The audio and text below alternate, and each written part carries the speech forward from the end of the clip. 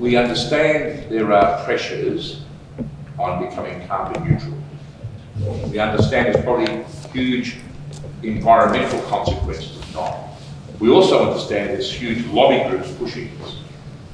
But are we honestly saying that surely that agencies, road managers, government agencies are not able to go to their political masters and say, yes, if you want this, if you want an 8, a 9, a 10, a 12-tonne steer axle on a vehicle on Australian roads, or a 20-tonne drive axle, that you can have this, but this is the consequence. Are we saying that that simple articulation of a message, the way my accountant says, yes, you can get that Ferrari for 850,000, but you'll be having mashed potatoes for the rest of your life. And then I make a choice. I mean, don't get me wrong, I still make a choice. But are we honestly saying that that simple articulation of an argument doesn't happen or can't happen? I'll give you a couple of good examples to answer your question really directly. You would think that logic would dictate that that's the case.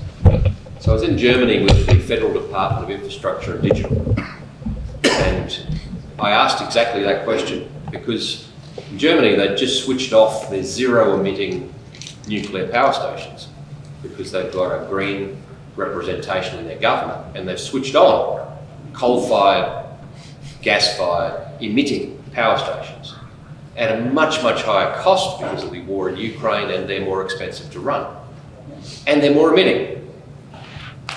At the same time, the government is dramatically moving to a zero-emission transport portfolio. They announced they were going to roll out 1 million electric chargers by 2030, which requires 2,500 electric chargers per week to be rolled out. They're currently at about 250 a week, 3 years in, and will never achieve the target. So when I said, well, where's this disconnect coming from? You know, you've got your politicians articulating completely contrary hysterical views about the future. How, in a policy sense, are you responding?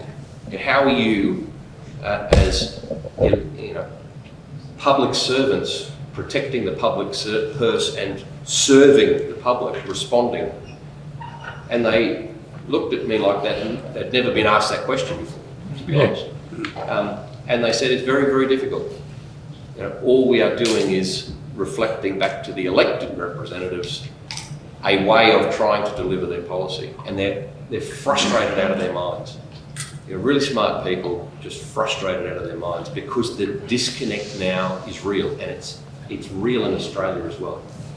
You know, I moved my family to Canberra to set up the national office for NTRL about 18 months ago. And I've gotten to know the federal public servants very, very well. Wonderful people. I don't think there's an engineer in the Department of Infrastructure, Regional Development, Planning, Communication and the Arts. That is the department.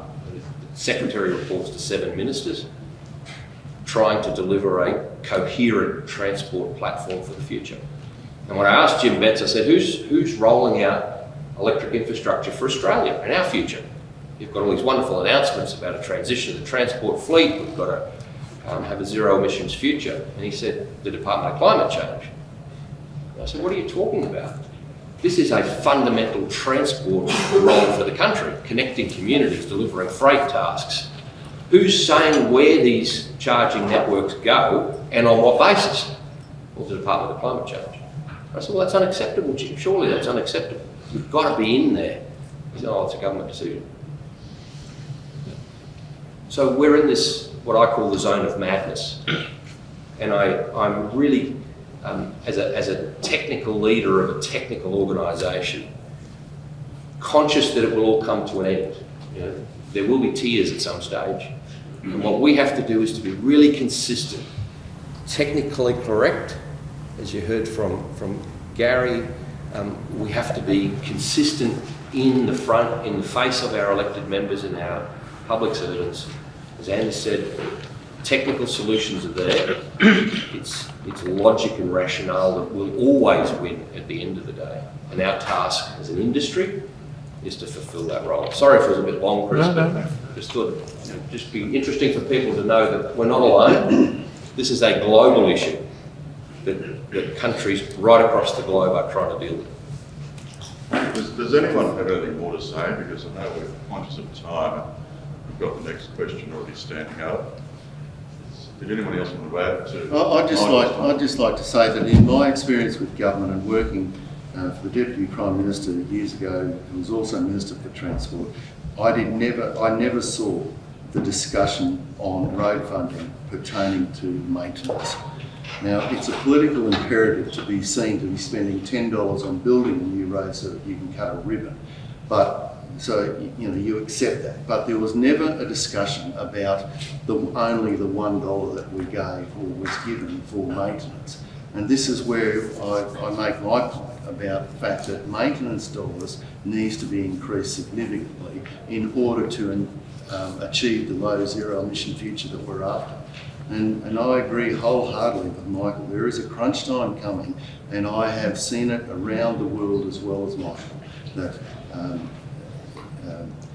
that there are problems here. I mean, you know, the three of us are all involved in politics, and we experienced it that, and I've seen this time and time again in my life that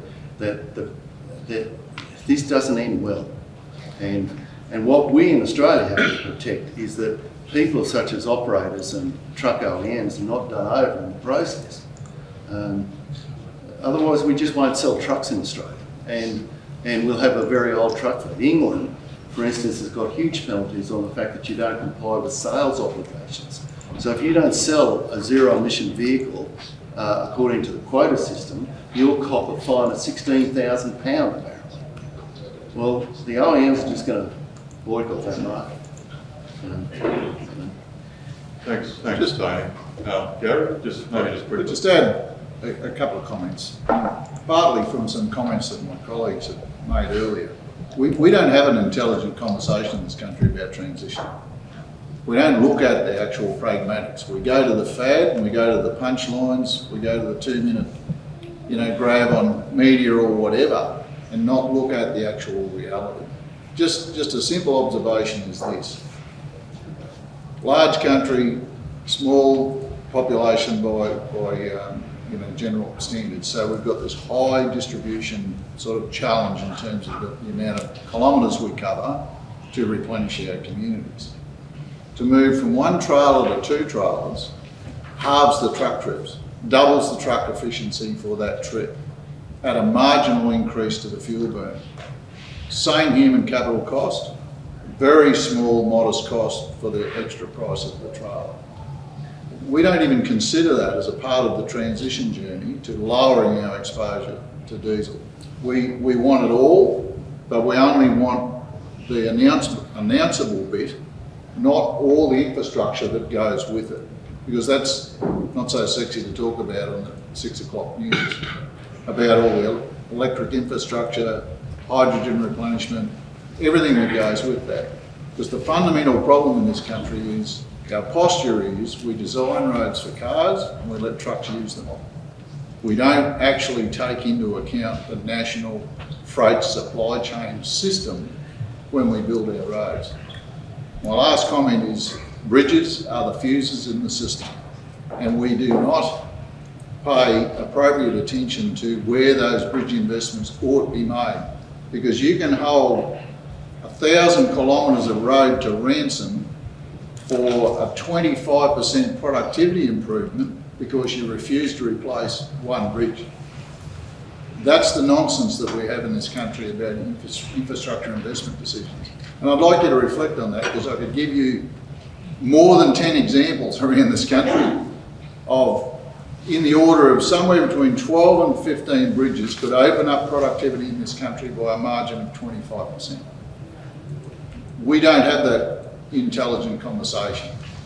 Thanks, Gary. Steve, over to you next. In the interest of all of you not going and jumping in the Brisbane River out of despair, because I, for one, hate trying to do the same thing again and again and again and it doesn't work.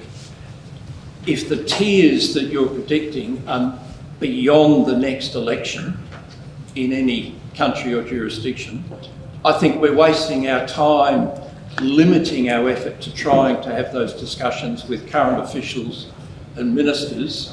The real audience we should think about getting core messages to about what won't work unless government does this now is the public. So maybe we need to find a way to get some of these core messages out publicly and point out to the community what's coming if they don't make governments deal with it, because we can't. Thanks, Steve. Kim, nice and loud for us if you can. I'll have to be very loud. I'm confused, and I'm going to talk about transitional fuel. Now, in some quarters, people want fuels to be zero carbon, but you also hear possibly the more realistic of net zero carbon.